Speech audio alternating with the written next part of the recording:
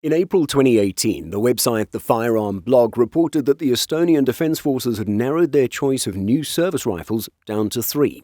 These candidates came from manufacturers Heckler & Koch, Sig Sauer, and Lewis Machine & Tool. But later that year, in December, it was reported that trials had ended, with a winner being chosen. That winner, a rifle from Lewis Machine & Tool, a piece that has been designated the R20. So why did Estonia choose this weapon? Why didn't it follow its Baltic neighbors with the G36? Let's take a look for today's video.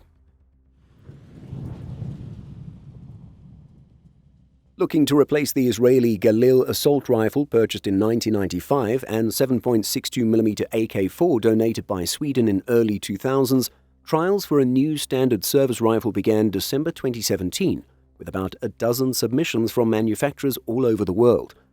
The list of bidders was then narrowed down to 4 and then 3. The 3 finalists were then put through extensive testing. These were the SIG 516 and 716, HK 416 and 417, and LMT Mars 2/Mars H.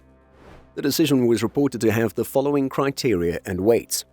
40% of the decision would be based on cost, 30% to the service life value, 20% durability and lifespan, and 10% based on the results of testing. According to the Estonians, when comparing price and field test results, LMT's submission was the winner. While not officially stated, it's believed that LMT offered a better deal than Heckler & Koch. The Estonian Defence Investment Centre director at the time said that LMT's rifle fulfilled their aim, which was adopting a weapon proven to be, quote, accurate, handy and reliable in different weather and environmental conditions, and the cost of the transaction is not less important. Here we evaluated the total cost of the weapon to be acquired, not just the purchase price of weapons and equipment, and we took into account the costs to be paid for the following 20 years. And for a bit of background and basics, the R20 Rahe, which is Estonian for hail, is a 5.56mm short-stroke gas-operated ambidextrous AR pattern rifle based on LMT's Mars 2, with Mars standing for Modular Ambidextrous Rifle System platform. It's similar to the New Zealand rifle adopted in 2015. Making it different from other versions, the R20 has a European trigger, where it could be put on safe even when the hammer is forward. It also has an RFID insert in the pistol grip tracking its maintenance schedule based on shots fired, which is a very cool innovation making annual armory inspections easy. The R20 has a 367mm or 14.4-inch barrel in most cases.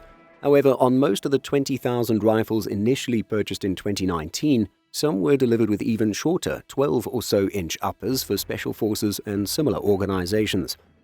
7.62 NATO DMRs, or designated marksman rifles, were part of the contract as well, initially 1,000 of them.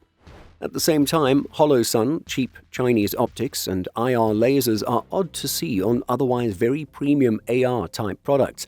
That being said, Holosun has been seen a lot in Ukraine, so perhaps these are officially combat-proven now, making them potentially good value for money. Looking at the handful of comments Estonians have made on our Rifles Around the Baltic Sea video, it seems like the weapon has been well received among its users. What do you think of this rifle? Let us know by leaving a comment. If you're still watching in these last 20 seconds, we invite you to check out our Contribee page and consider financially supporting our work. Use the QR code or the link in the description to learn more.